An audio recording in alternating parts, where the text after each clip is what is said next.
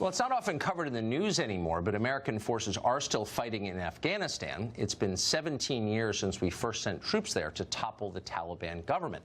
We still have thousands of Americans in the country. So far this year, 8 of them have been killed. President Trump hates this.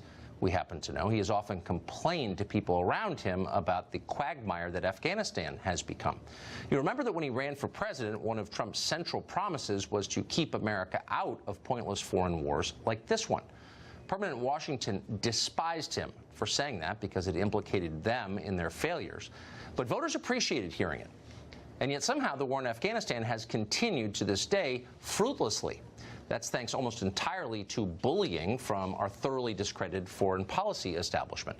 They are happy to keep things the way they are. 17 years later, though, we as a country have almost nothing to show for what we spent there, the lives and the money. The Taliban remains strong. The U.S.-backed government controls barely half of that country. This spring, the DOJ described Afghanistan as, quote, largely lawless, weak, and dysfunctional. Most depressing of all, we're no longer even aiming at any kind of military victory. The best we can hope for is a sort of stalemate that keeps the Taliban partly in power. So what is the point of all of this? Well, some people are getting rich from it.